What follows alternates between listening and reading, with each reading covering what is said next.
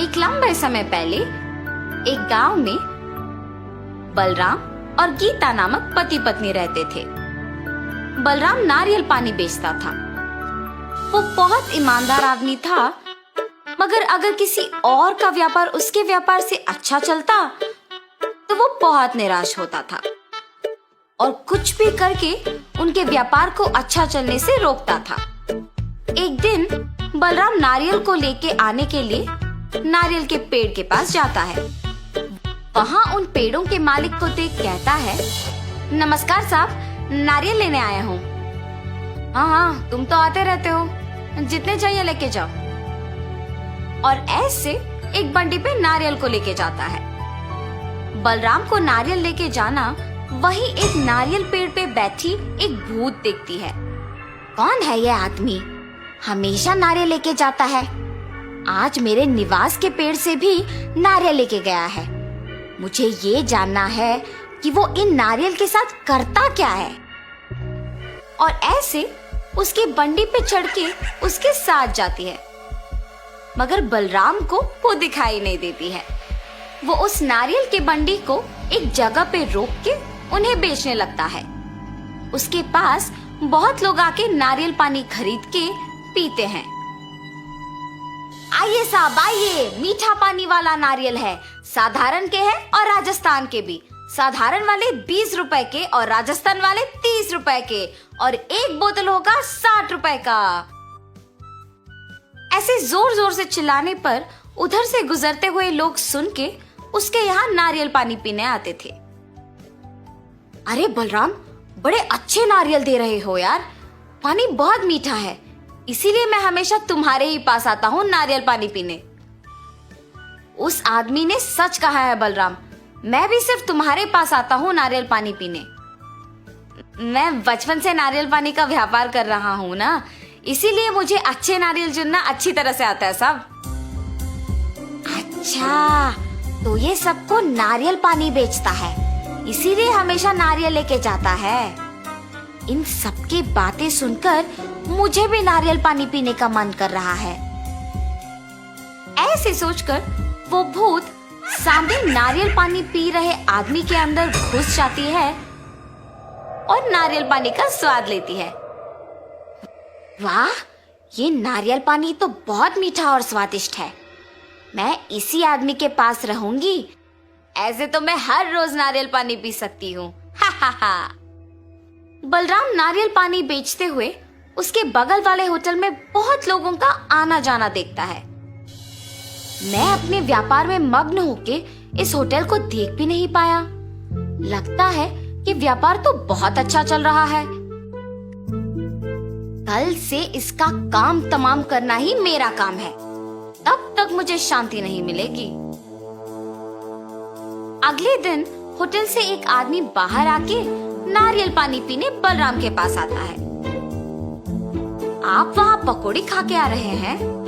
हाँ, वो बहुत अच्छे पकौड़ी बनाता है, मगर वो स्वच्छता से नहीं बनाता है, और इतना ही नहीं, पुराना आटा इस्तेमाल करता है साहब, इसीलिए कोई भी उसके होटल नहीं जाता है। हाँ, ऐसा है क्या? आइंदा मैं कभी उसके होटल नहीं जाऊंगा। हाँ, अब मुझे अच्छा लग रहा है। ऐसे जो भी उसके पास आता था उसे ऐसी झूठी बातें बोलकर उस होटल को जाने से रोकता था। अरे ये क्या, अचानक लोग मेरे होटल को आना बंद कर दिए। ऐसे सोचकर वो होटल मालिक दुखी होता है। ये सब बलराम की बंडी पे बैठे भूत देखती है। इस आदमी के वजह से उस होटल को कोई नहीं जा रहा है, और अब उस होटल का मालिक दुखी है। उसके बगल वाले आदमी के व्यापार को अच्छा जाते हुए देख ईर्ष्या से किसी को उस होटल जाने नहीं दे रहा है। ये मनुष्य सारे शायद ऐसे ही करते हैं। ये तो अच्छा हुआ कि मैं मनुष्य नहीं हूँ, लेकिन मुझे उसे उसकी गलती का एहसास दिलाना होगा। ऐसे सोच में पड़ जाती है। इतने में एक औरत नारियल पानी पीने वहाँ आती है। बाबू, एक नारियल दो मुझे। जी मैडम। और एक नारियल को काट के देता है, और वो औरत नारियल पानी पीती है। हाँ, हाँ, मैं अगर इस औरत में घुस जाऊंगी तो इस आदमी को सबक सिखा पाऊंगी। और ऐसे उस औरत में घुस जाती है। बाबू, नारियल पानी बहुत अच्छा है, एक और दो ना। जी मैडम। और ऐसे एक और नारियल देता है। ऐसे वो औरत एक के बाद एक नारियल का पानी पीते ही रहती है। आखिर में उस बंडी पे मौजूद सारे नारियल खत्म हो जाते हैं। क्या एक मनुष्य ही है? मेरे पास के सारे नारियल का पानी पी गई। मैडम, मेरे पास के सारे नारियल ना खत्म हो गए, अब आप पैसे दे दीजिए। लेकिन वो पैसे दिए बिना बस चुपचाप खड़े रहती है। मैडम, पैसे दिए बिना आप ऐसे खड़े क्यों हैं? पैसे दीजिए। और अचानक वो भूत में बदल जाती है। क्या मुझसे ही पैसे मांग रहे हो तुम? ऐसे जोर से कहती है। उस भूत के चेहरे पे घाव और आंखों को लाल होते देख बलराम बहुत डर जाता है। हाय भगवान, भूत! ये कह के बेहोश हो जाता है। ये देख वो भूत उस औरत से बाहर निकलती है। बलराम को बेहोश देख उस औरत को कुछ समझ नहीं आता और वो वहां से चले जाती है। कुछ समय बाद बलराम को होश आता है और जब वो उसके चारों ओर देखता है तो उसे कोई नजर नहीं आता है। ये भूत कहाँ गई? मेरे सारे नारियल का पानी पी के पैसे दिए बिना चली गई। वैसे मुझे तो खुश होना चाहिए कि वो सिर्फ मेरे नारियल का पानी पीकर मुझे कुछ नहीं की। मुझे तो कल से दुकान लगाने के लिए भी डर लग रहा है। ऐसे सोचते हुए अगले दिन डरते हुए दुकान लगाता है। लगता है इसे कल का सबक काफी नहीं था। मुझे इसे कल से दुकान लगाने से ही रोकना होगा। इतने में उसके पास नारियल पानी पीने एक औरत आती है और कुछ आदमी भी आते हैं। ये देख वो भूत उस औरत में घुस जाती है। पहले उसको एक नारियल काट के देता है।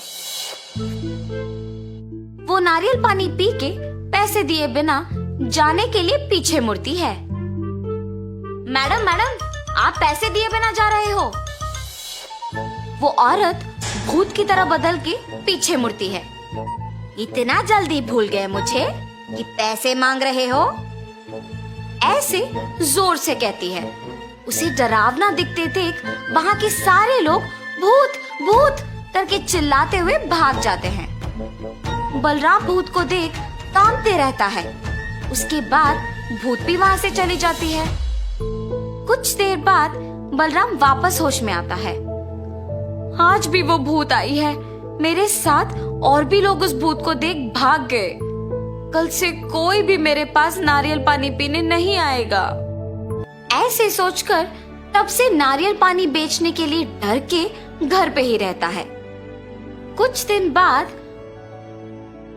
उसके बगल वाले होटल का मालिक बलराम का ना आना देख सभी की बातें सुनकर उसके घर जाता है।